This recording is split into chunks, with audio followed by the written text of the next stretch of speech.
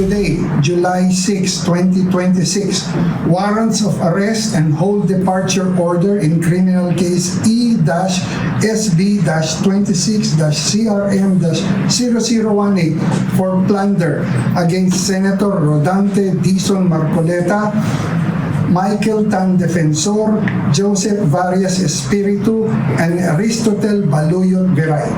Tuluyang nang inaresto si Senator Rodante Marcoleta sa kasong plunder kaugnay ng umano'y hindi niya pagdedeklara ng kanyang Statement of Contributions and Expenditures o SOSE ng 75 million pesos campaign contribution noong 2025. Kaninang umaga, dumalo ang senador sa pagdinig sa kanyang kaso at naghain ng mosyon upang ipagpaliban ang pagpapatupad ng warrant of arrest, ang pag-usad ng kaso at ang kanyang motion to quash. Ngunit hindi ito pinagbigyan ng Sandigang Bayan. Ayon sa korte, moot and academic na ang kanyang mosyon dahil nauna nang ipinalabas ang warrant of arrest matapos makitaan ang probable cause ng kaso.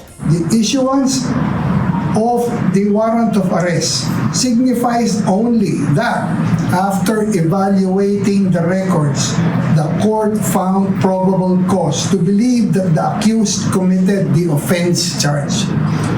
Probable cause for the issuance of a warrant of arrest exists when the facts and circumstances would lead a reasonably discreet and prudent person to believe that an offense has been committed by the person sought to be arrested.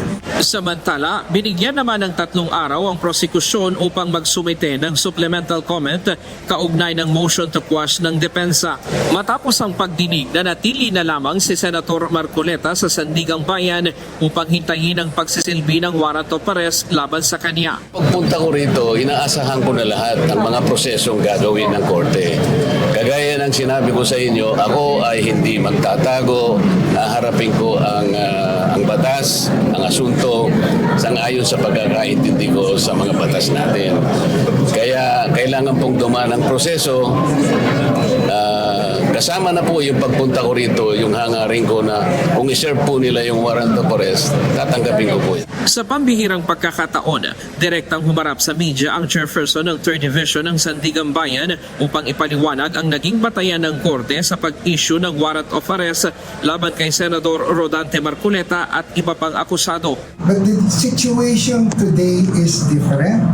That is why I am making an exception. In my 10 years in this court, we have never given a statement directly to the media. But because of the tense situation, the court needs to do so. A crisis like the one the country finds itself in hates an information vacuum. Ayaw na ng crisis yung information vacuum. If those concerned do not speak up, then someone else will fill the information vacuum. Iginiit ng hukuman na ang paglalabas ng warrant of arrest ay hindi nangangahulugang nagkasala na ang mga akusado. Anila, nananatili ang kanilang presumption of innocent habang dinidinig ang kaso. Ayon kay Associate Justice Miranda, ang mga desisyon ng korte ay nakabatay lamang sa konstitusyon, batas at mga ebidensyang inihaharap ng magkabilang panig.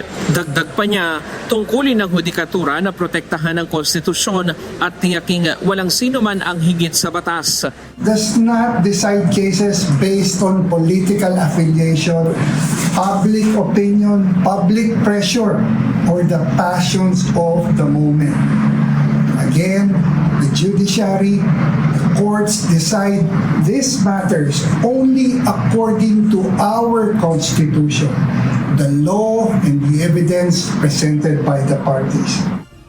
Kasabay nito, hinikayat ng Sandigang Bayan ang publiko na manatiling kalmado at hayaang manaig ang proseso ng batas. Ayon sa hukuman, ang korte ang tamang lugar sa pagreresolba ng mga kaso, hindi ang lansangan upang matiyak ang mapayapa at maayos na pag-usad ng hustisya. Kabilang sa mga kinasuhan ng plunder kasama ni Senator Rodante Marcoleta, sina dating Congressman Mike Defensor at mga negosyanteng sina Joseph Espiritu at Aristotel Viray. Ngayong hapon, dinala na ng CIDG sina Defensor at Espiritu sa Sandigang Bayan para sa return of warrant. Matapos ang proseso, agad silang dinala sa New Quezon City Jail Male Dormitory. Ryan Lacanlaling, UNTV News and Rescue. Diyos ang aming sandigan, serbisyo publiko ang aming pinahahalagahan.